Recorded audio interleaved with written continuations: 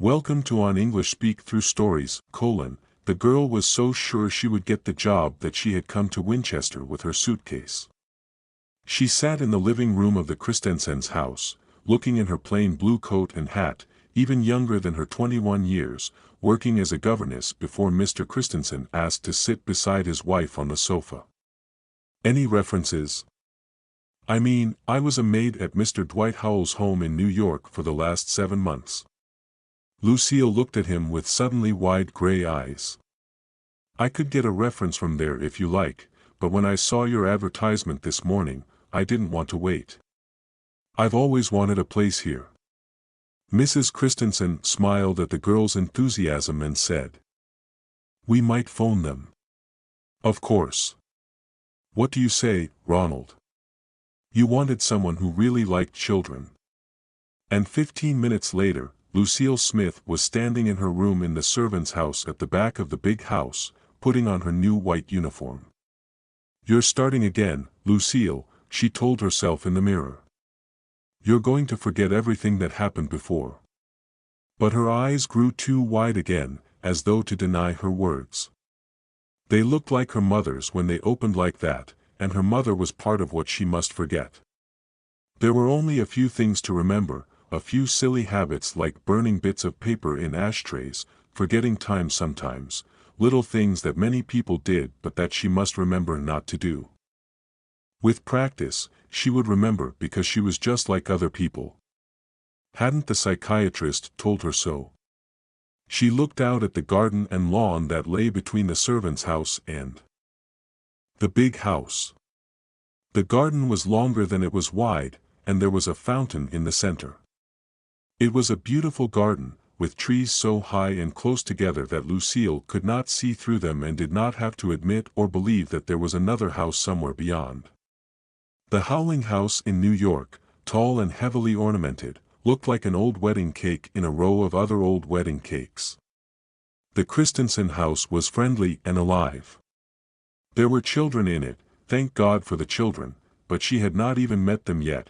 She hurried downstairs and went across to the big house. What had the Christensens agreed to pay her?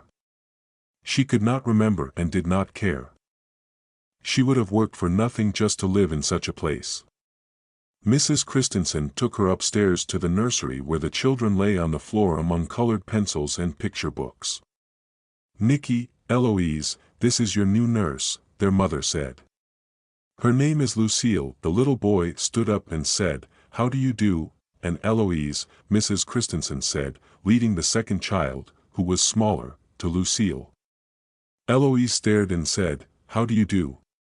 Nikki is 9, and Eloise is 6. Lucille could not take her eyes from them.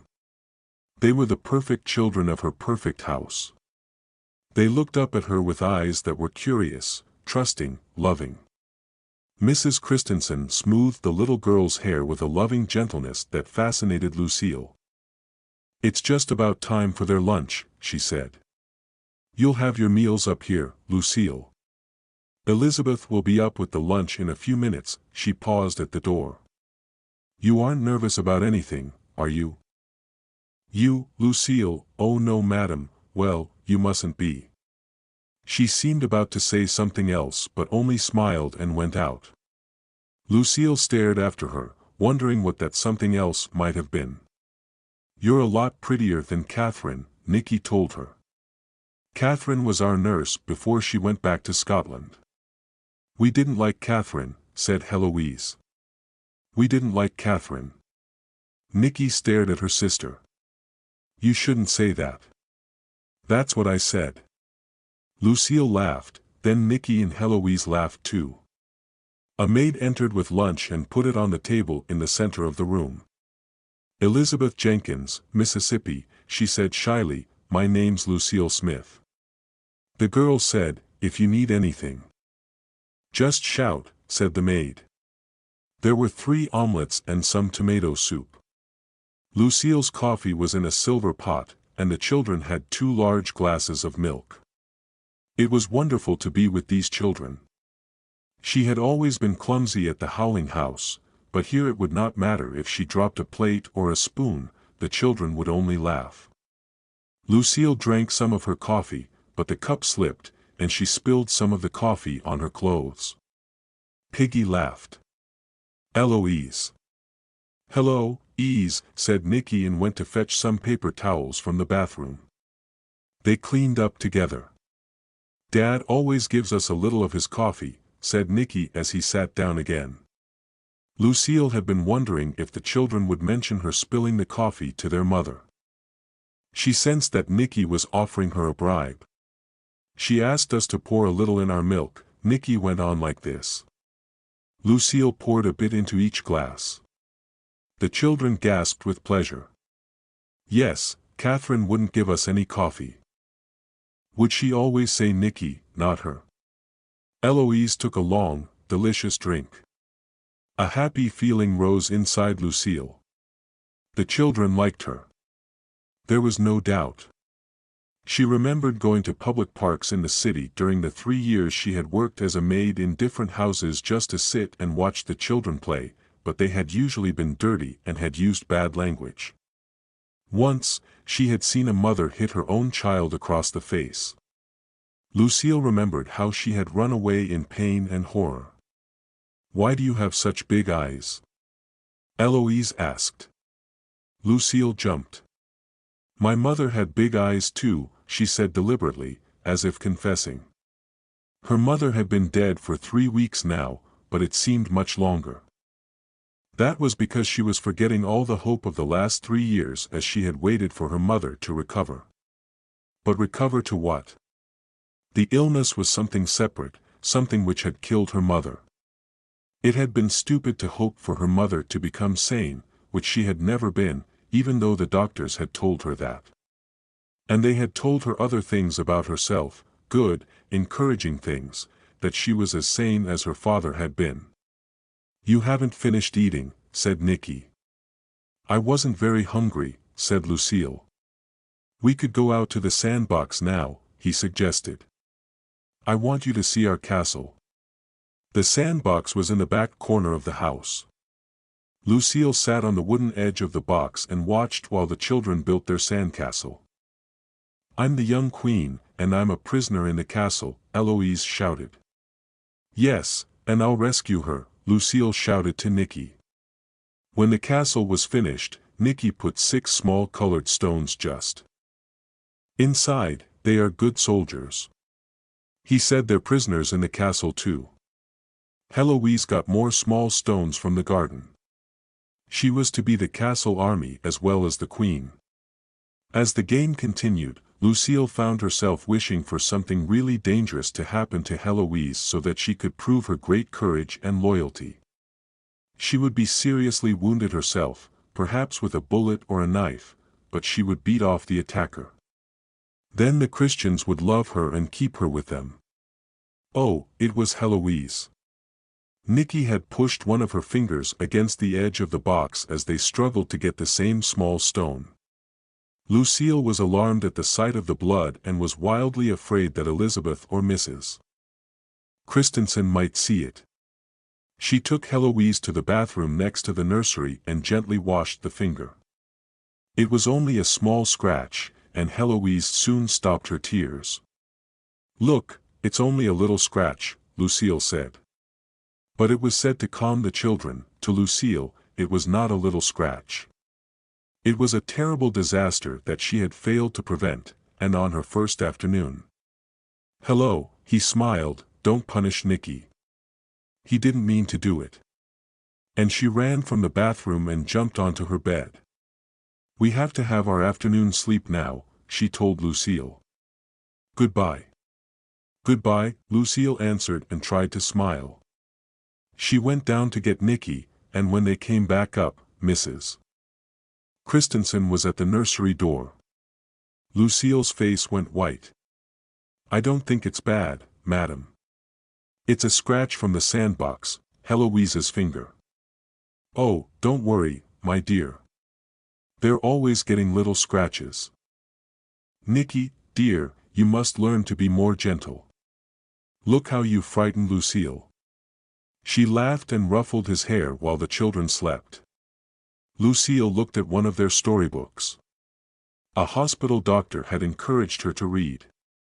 She remembered and had been told to go to the cinema too, be with normal people, and forget all about her mother's difficulties. The psychiatrist had said there's no reason why you should not be as normal as your father was. Get a job outside the city, relax, enjoy life, and forget even the house your family lived in. After a year, that too was 3 weeks ago, just after her mother had died. What the doctor had said was true. In this house, where there was peace, love, beauty, and children, she would forget forever her mother's face. With a little gasp of joy, she pressed her face into the pages of the storybook, her eyes half closed. Slowly, she rocked backward and forward in the chair, conscious of nothing but her own happiness. "What are you doing?" Nikki asked politely, curious. Lucille brought the book down from her face. She smiled like a happy but guilty child. "Reading," she laughed. Nikki laughed too. "You read very close." "Yes," said Heloise, who had also sat up. Nikki came over and looked at the book. "We get up at 3 o'clock. Would you read to us now?" Catherine always read to us until dinner. Lucille sat down on the floor so they could see the pictures as she read. She read for 2 hours, and the time slipped by. Just after 5, Elizabeth brought their dinner, and when the meal was over, Nikki and Heloise demanded more reading until bedtime. Lucille gladly began another book, but Elizabeth came to say that it was time for the children's bath and that Mrs. Christensen would be up to say good night in a little while when the children were in bed. Lucille went downstairs with Mrs. Christensen. "Everything all right, Lucille?" "Yes, madam, except can I come up once in the night to see that the children are all right?" "That's a very kind thought, Lucille, but it really isn't necessary." Lucille was silent. "I'm afraid the evenings are going to seem long to you. If you ever want to go to the cinema in town, Alfred, the chauffeur, will be glad to take you in the car." "Thank you, madam." "Then good night." Lucille went out the back and across the garden. When she opened her door, she wished it was the nursery door. That it was morning and time to begin another day. How good, she thought, as she turned out the lights, to feel pleasantly tired, although it was only 9 o'clock. Instead of being unable to sleep because of thinking about her mother or worrying about herself, she remembered one day not so long ago, and for 15 minutes, she had been unable to think of her name. She ran in fear to the doctor. That was past. She might even ask Alfred to buy her some cigarettes, a luxury she had denied herself for months. The second day was like the first, except there was no scratched hand, and so was the third and the fourth. The only thing that changed was Lucille's love for the family, a love which grew greater each day. Saturday evening, she found an envelope addressed to herself at the servant's house. Inside was $20. It meant nothing to her. To use it, she would have to go to the shops where other people were. What use had she for money if she were never to leave the Christensen home? In a year's time, she would have $1,040, and in 2 years, $2,080. Eventually, she would have as much as the Christensens, and that would not be right. Would they think it was very strange if she asked to work for nothing or for $10? Perhaps she should go to see Mrs. Christensen. The next morning. "It's about my pay, madam," she said. "It's too much for me." Mrs. Christensen looked surprised. "You are a funny girl, Lucille. You want to be with the children day and night. You're always talking about doing something important for us, and now your pay is too much." She laughed. "You're certainly different, Lucille." Lucille was listening closely. "What do you mean, madam?" she asked. "I've just told you, my dear, and I refuse to pay you less because that would be treating you badly. In fact, if you ever wanted more, oh no, madam. But I wish there was something more I could do for you and the children, something bigger. Nonsense, Lucille, Mrs. Christensen interrupted. Mr. Christensen and I are both very pleased with you. Thank you, madam, Lucille said and went back to the nursery where the children were playing. Mrs. Christensen did not understand. If she could just explain about her mother and her fear of herself for so many months, how she had never dared to take even a cigarette. And how just being with the family in this beautiful house had made her well again. That night she sat in her room with the light on until after 12 o'clock. She had her cigarettes now and allowed herself just 3 in the evening, but even those were enough to relax her mind, to make her dream of being a heroine, and when the 3 cigarettes were smoked and she would have liked another, she put them in her top drawer so that they could not tempt her. She noticed the $20 bill Christensen had given her. She took a match, lit it, and put the burning end down against the side of her ashtray. Slowly, she lit the rest of the matches one after another and made a tiny, well-controlled fire. When all the matches were burnt, she tore the $20 bill into bits and added these to the fire. Mrs. Christensen did not understand, but if she had seen this, she might have. But this was not enough. Just loyal service was not enough. Anyone would give that for money. She was different. Mrs. Christensen had said that Lucille remembered what Mrs. Christensen had said. Mr. Christensen and I were both very pleased with her. Lucille smiled at the memory. She felt wonderfully strong and happy. Only one thing was lacking in her happiness: she had to prove herself in a crisis. She moved nervously around the room as if there were a flood. She imagined the water coming higher and higher around the house until it almost rushed into the nursery. She would rescue the children and swim with them to safety. Or if there was an earthquake, she would rush in among falling walls and pull the children out. Perhaps she would go back for some small thing, one of Nick's toys, and be killed. Then Christensen would know how much she loved them. Or if there was a fire. Fires were common things. There might be a terrible fire just from the gasoline that was in the garage. She went downstairs through the door that opened into the garage. The gasoline tank was 3 feet high and completely full despite its weight. She got it out of the garage and rolled it across the garden, making no noise on the grass.